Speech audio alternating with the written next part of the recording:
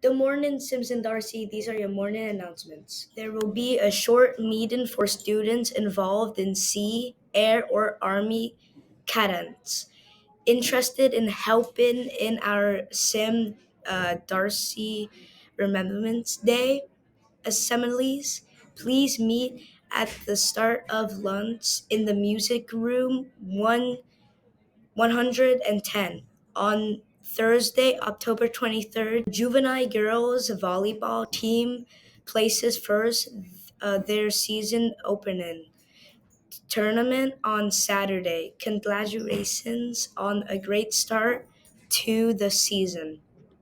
The cadet girls volleyball team has a strong start to their season with a undefeatable and first place finish at their first tournament. Your coaches are very proud of you. A reminder for students who have signed up to go a horseback riding with Mrs. Swenson this Friday. It's a PD day, and the school will be closed for reservations. Please make sure to use the washroom before arriving at the school, and don't forget to bring your lunch and snacks. There's a chance of light rain in the forecast, so be sure to bring a rain jacket. The bus will be leaving at 8 a.m. sharp, so please be there on time. If you have any questions or unable to attend, please see Miss Swanson in room 310. Get ready for a sweet treat this Thursday, October 23rd. There will be a bake sale in the cafeteria at lunch with goodie prices between 1 and 5. All proceeds go towards future student events, so bring your chance, support your school, and enjoy the delicious treats. Get ready to dance the morning away at this year's Halloween dance happening on October 31st during fourth period. This event is open to all Darcy students, and tickets are only $5 each, plus $2 from each ticket will be donated to the Terry Fox Foundation. So you'll be supporting a great cause while having fun.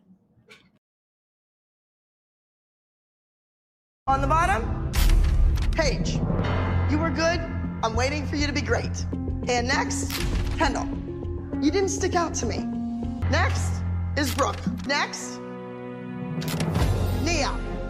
You're third on the pyramid. You were third overall high score. And Mackenzie. And on top of the pyramid, going 3 for 3, once again, is Maddie.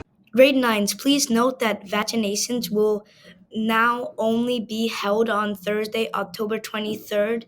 Students will be called down by their last names alphabetically, starting period 1. If students are not getting their vaccinations here at school, they must still come to the library to inform the nurse. Hey everyone, I'm Olivia, a grade 11. I've been wanting to make this video for a long time because it's something personal and important to me. I have Tourette syndrome, but I've spent years trying to hide it. I want to help people understand what Tourette syndrome is and how it impacts me, not just in class, but in my everyday life. For those who don't know, Tourette syndrome is a neurological condition. It causes people to make involuntary movements or sounds called tics that they can't fully control.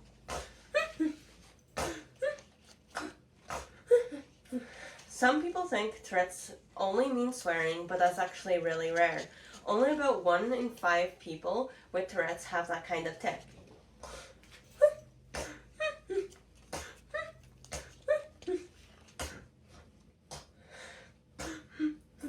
For me, my tics can be things like blinking, stretching my neck, humming, flicking my toes, or making small noises.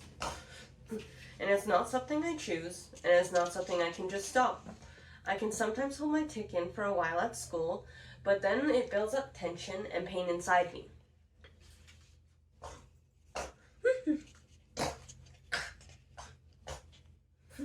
That means I often don't have energy to spend time with friends outside of school. Not because I don't want to, but because my body literally needs to recover. Over the years, living with Tourette's have been really hard. People have called me names like weird, a problem, or other more vulgar words that I won't repeat. They've told me I can control it. Some have even thrown things at me or pushed me because they thought I was being annoying. I've also lost friends. Sometimes after I open up and tell someone about my Tourette's, they stop talking to me. And when people stare at me or try to finish my sentence, it makes me feel like I'm not capable or like I'm less of a person. The truth is, I get frustrated with myself too. Because no matter how hard I try, my tics don't just go away.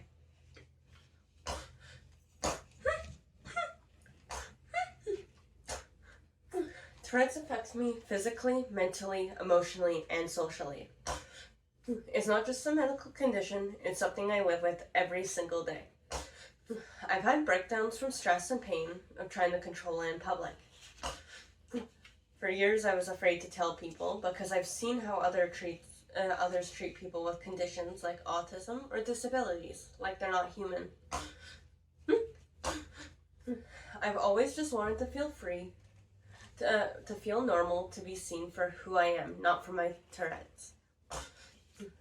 But there have been bright spots too. For example, my yoga instructor researched ways to help me. Yoga is usually a very quiet sport, but because I sometimes make noises, she had the whole class do breathing exercises so I didn't feel singled out. Sometimes teachers are more flexible and let me do presentations at lunch, take breaks during class to release my tics, or give alternate options to get my participation marks, which limits my speaking in class.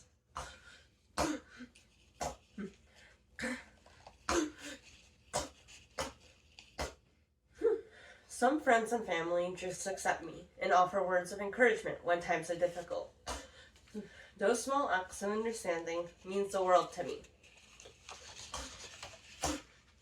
I'm sharing all of this today because I want people to understand Tourette's isn't a choice. It isn't something to laugh at, stare at, or bully someone for. It's something I live with, and I'm still me. A person with goals, talents, and feelings, not just someone with Tourette's. If you have questions about Tourette's or about me, feel free to ask. I'd rather you ask than assume.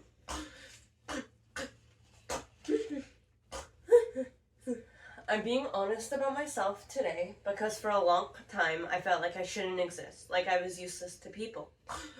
But now I know that everyone has their struggles, and I hope by sharing mine, you can see me and others for the person we are inside, not just the conditions we live with. And if you're living with a condition like me, don't be scared to just be you. Thanks for listening. Thank you for listening. Have a good day.